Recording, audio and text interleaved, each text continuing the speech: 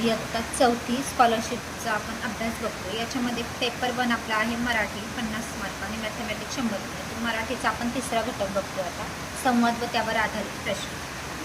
आता संवाद म्हणजे काय ते अगोदर समजून. संवाद म्हणजे काय? 2 किंवा अधिक व्यक्तींमध्ये होणाऱ्या बोलण्याला संवाद म्हणतात. संवाद कोठे झाला, संवाद कोठे झाला, केव्हा झाला, कोणाकोणा झाला, संवादाचा विषय काय होता, असे कोण म्हणाले, या प्रकारचे प्रश्न विचारले जातात. संवाद काळजीपूर्वक वाचा. म्हणजे जसं आपण आता उतारा वाचन आणि कविता वाचन घेतले त्याच प्रकारे संवाद असतो, फक्त तो व्यक्तींमध्ये असतो. संवाद काळजीपूर्वक वाचा. स्थळ, वेळ, प्रत्यक्ष सहभाग, व्यक्तींची संख्या, उपस्थित व्यक्तींची संख्या नीट लक्षात घ्या. फक्त मान डोलवणारी, बाय बाय असा इशारा करणारी, टाळ्या वाजवणारी, हसणारी व्यक्ती प्रत्यक्ष सहभागी व्यक्तींमध्ये येत नाही.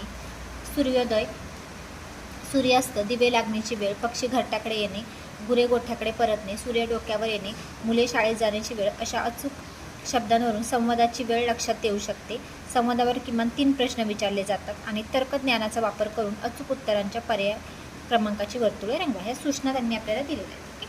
आता संवाद बघू आपण. नमुना संवाद त्यांनी दिलेला आहे. पुढील संवाद वाचून त्याखाली दिलेल्या प्रत्येक प्रश्नाच्या योग्य उत्तराच्या पर्याय क्रमांकाचे वर्तुळ रंगवा. आता संवाद बघा.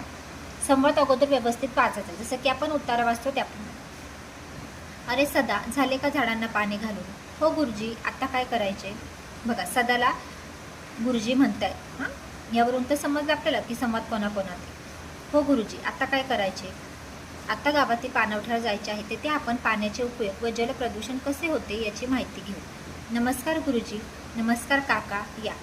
गुरुजी, शाळेचे नंदनवन केले तुम्ही, मुलांना कामात रमवले, मनापासून केलेल्या गोष्टीला सुंदर रूप येते काका. खरे सांगू गुरुजी, हे सर्व पाहिले की गुरुदेव टागोरांच्या शांतिनिकेतनची आठवण येते. तुमच्या झटण्याला आज अर्थ आला, सरपंच म्हणाले.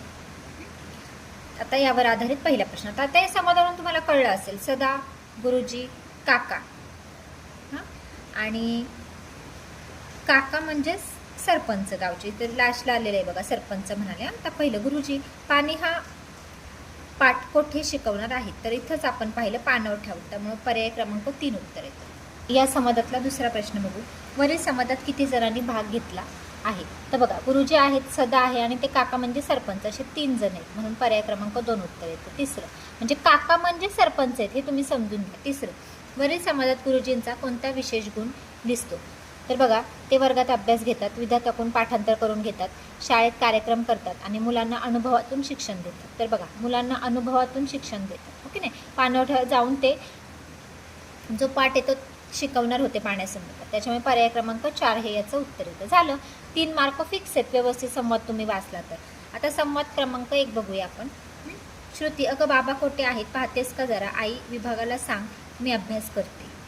थांब हं, बाबा आल्यावर तू काम ऐकत नसल्याचे सांगते. आले ग आई. मला एका प्रश्नाचे उत्तर सांगशील का? विचार लवकर प्रश्न. आता आई आणि श्रुती बोलतात. आई, पाऊस का ग पडतो? श्रुती, पृथ्वी थंड राहावी, प्राणीमात्रांना वनस्पतींना पाणी मिळावं म्हणून.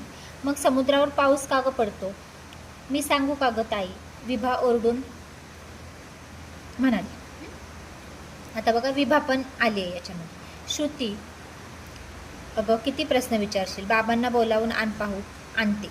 आम्हाला शाळेत सोडायलाही त्यांना यायचं आहेच. आलो मी. बागेत झाडांना पाणी घालत होतो. हां, आजोबा हे सर्व फक्त ऐकत होते. आजोबा पण होते तिथे, पण ते फक्त ऐकत होते, ते संवादात सहभागी झालेले नाही. बाबा बोलले आलो. ओके नाही. म्हणजे श्रुती, आई, त्याच्यानंतर विभा आणि बाबा यांच्यात हा संवाद आहे. हे पहिलं. संवाद केव्हा घडला असावा? आता शाळेत सोडायला त्यांना जायचं, म्हणजे कधी घडलाय? हा सकाळी घडलेला आहे संवाद. ओके, ठीक आहे. दुसरं, संवादात किती जणांनी सहभाग घेतला आहे?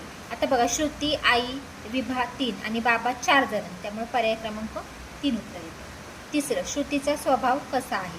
तर बघा, कसा आहे? चौकस, म्हणजे प्रश्न विचारते ना ती, त्याच्यामुळे प्रश्न विचारण्याला आपण काय म्हणू शकतो? तर चौकस. पर्याय क्रमांक 1 उत्तर येतं. ठीक आहे. आता संवाद 2 बघूया आपण. अगं कसला विचार करतेस? अरे दादा, बाईंनी निबंध लिहायला सांगितलंय, कसा लिहू? कोणते विषय दिले आहेत? माझा आवडता सण पावसाळा आणि सूर्य उगवलाच नाही तर. तुला कोणता विषय आवडलाय त्याबद्दलची माहिती लिहून काढ. बघा, दादा आणि त्याची दिदी असं दोघांचा संवाद आहे. पुढे बघा, पावसाळा हा विषय मला आवडलाय, मला निबंध लिहायला मदत करशील ना? तू प्रथम मुद्दे लिहून काढ, मी वाचून तुला सांगेन. चालेल. बाईंनी सांगितल्याप्रमाणे मी मुद्दे कवितेच्या ओळी पहिल्यांदा लिहून काढते, मग तर अतिशय छान निबंध लिहिशील तू. माधव, तिला स्वतःलाच लिहू दे रे निबंध. आईने स्वयंपाकघरातून सूचना दिली. बघा, माधव, त्याच्यानंतर त्याची बहीण आणि आई बोलली आहे. बघा, आईने स्वयंपाकघरातून सूचना पण दिलेली, म्हणजे तिघांचा संवाद झालेला आहे. मग संवादात किती जणांनी सहभाग घेतला आहे? तर 3. दुसरं, निबंध लिहिण्यासाठी कोणता विषय निवडला? तिने कोणता विषय? पावसाळा हा विषय आवडीचा आहे, त्यामुळे पावसाळा. आणि तिसरं आहे, निबंध कोण लिहिणार होते? तर कोण लिहिणार होती? बहीण लिहिणार होती. ओके ना? पर्याय क्रमांक 2. ठीक आहे. लगेचच आपण संवाद तिसरा पण घेऊयात. वांगी कशी किलो दिलीत? अहो काकू, वांगी 20 रुपये पाव किलो. राणी, महागच वाटतात ना गं, पण वांगी ताजी आहेत. काकू, एकदम ताजी आहेत. आई, फ्लावर आणि मटार पण घे, छान पावभाजी कराच. हो गं राणी, आजीने मेथी पण आणायला सांगितले आहे, मेथीचे पराठे करणार आहे आजी. मेथीची जुडी किती रुपयांना दिलीस? फ्लावर व वाटाणा पण कसा दिलास ते सांग. मेथीची जुडी 20 रुपये, फ्लावर 60 रुपये, मटार 80 रुपये किलो. एक मेथीची जुडी, वांगी, फ्लावर व वाटाणा हे सर्व अर्धा अर्धा किलो दे. आई, 130 रुपये झाले गं सर्व, मी हिशोब केला. हुशार आहे हो मुलगी. भाजी मंडईत भाजी घ्यायला आलेले आजोबा म्हणाले. बघा, आता आजोबा आले होते, ते सुद्धा बोललेत, म्हणजे आजोबांचा सुद्धा संवाद आहे. हां. आणि वांगी कशी दिलीत? त्याच्यानंतर काकू आणि राणी आहे. राणी आणि तिची मम्मी, तिची आई, असे म्हणजे राणी, आई आणि ती भाजीवाली एक 3 आणि ते आजोबा, असं चौघांच्यात हा संवाद झालेला आहे. हां. आता संवाद कुठे झाला असावा? बाजारात. सोप्पा आहे प्रश्न. पर्याय क्रमांक 3 उत्तर. संवादाच्या वेळी किती जण उपस्थित असतील? बघा, त्यांनी प्रश्न काय विचारला की संवादाच्या वेळी किती जण उपस्थित असतील. आता तिथं पण बाजारात भरपूर जण असणार, बाजारात गर्दीच असते, त्यामुळे नक्की सांगता येत नाही, हे उत्तर लिहायचं आहे. ओके. तिसरा प्रश्न, आजी कोणता पदार्थ बनवणार आहे? तर बघा, आजी कोणता पदार्थ बनवणार आहे? तर मेथीचे पराठे. पर्याय क्रमांक 2. ठीक आहे. आता संवाद क्रमांक 4 बघू. श्यामची आई, मी नुसते म्हटले की आणखीन 4-5 दिवसात माझी रामरक्षा पाठ होईल, तर श्याम माझ्यावर चिडला. भास्कर विचारते त्याला, तुला मारीन नाही तर चालता हो, असंही म्हणाला. होय का रे श्याम, असे आपल्या मित्रांना म्हणावे का? तोच मला हिनवायला येतो. तुला कुठे येते रामरक्षा, असे म्हणाला. विचार त्यालाच, त्याने असे म्हटले की नाही ते. आपला कमीपणा दाखवला म्हणून रागवावे कशाला? तू सुद्धा 6-7 दिवसानंतर येणाऱ्या गोकुळाष्टमीपर्यंत रामरक्षा शिक. बरं आई, तू शिकवशील ना मला? होय बाळ. भास्करची आई हे शांतपणे ऐकत होती. बघा, श्यामची आई, भास्करबद्दल बोलतायत ते. हां.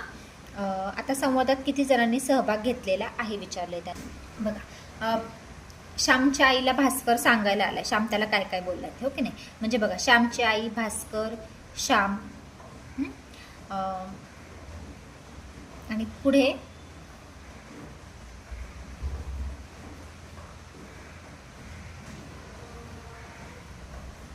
आणि याच्यामध्ये भास्करची आई सुद्धा आहे, त्याच्यामुळे असे 5 जण आहेत की किती जणांनी सहभाग घेतलेला आहे विचारले त्यांनी. हां. तर पर्याय क्रमांक 4 उत्तर येतो. आता बघा, याच्यामध्ये श्यामच्या आईला नाव सांगायला आलेलं आहे भास्कर. हां, म्हणजे भास्कर आणि श्यामची आई दोघं बोलतायत. नंतर श्यामची आई श्यामला ओरडते, म्हणजे 3 जण झाली. फक्त 3 जणांनी सहभाग घेतला. आणि लास्टला त्यांनी काय सांगितलं की भास्करची आई शांतपणे ऐकत होती. ती फक्त ऐकत होती, म्हणजे तिचा संवादात सहभाग नाहीये, बोलली नाही, त्याच्यामुळे फक्त 3 जण. पर्याय क्रमांक 2 उत्तर येतं. पुढे हा संवाद कोणत्या महिन्यात झाला असावा? आता रामरक्षा. हां. आणि पुढे त्यांनी काय म्हटलं की गोकुळाष्टमी येईपर्यंत. हो की नाही? म्हणजे हा संवाद श्रावण महिना, हो की नाही, श्रावण महिन्यात झाला असं. गोकुळाष्टमी श्रावण महिन्यात असते, म्हणून पर्याय क्रमांक 1. तिसरं, संवादात सहभाग न घेणारी व्यक्ती कोण? तर भास्करची आई. शांतपणे ऐकत होती, म्हणजे भास्करची आई. ओके. पुढे लगेच आपण संवाद 5वा बघूया. एवढ्या भर उन्हात कसे काय आला हंबीरराव? डॉक्टर साहेब, तुमचं म्हणणं अगदी खरं ठरलं बघा. ते कसं काय हो? बघा, डॉक्टर आणि हंबीरराव यांच्यात आहे. तुम्ही म्हणाला होतात की उपचारानंतर तुम्ही स्वतः चालत जाल. हे ऐकून समाधान झालं बुवा आपलं. तुमचं समाधान झालं, पण आमचं नाही ना. अहो हंबीरराव, चालत तर आलात तुम्ही, मग का समाधान नाही झालं तुम्हाला? कारण तुमची फी देण्यासाठी मला माझी गाडी विकावी लागली आणि स्वतः पायी चालत आले. सर्व पेशंट नर्स गालातल्या गालात हसू लागले. पहिलं, संवाद कोणत्या वेळी घडला असावा? पहिले तर त्यांनी म्हटलं एवढ्या भर उन्हात म्हणजे दुपारी. पर्याय क्रमांक 2. पुढे संवादाच्या वेळी किती जण उपस्थित होते. आता नर्स होत्या तिथं, पेशंट होते, नक्की सांगता येत नाही म्हणून पर्याय क्रमांक 4. तिसरं, हंबीररावांना चालत का यावे लागले. का यावे लागले तर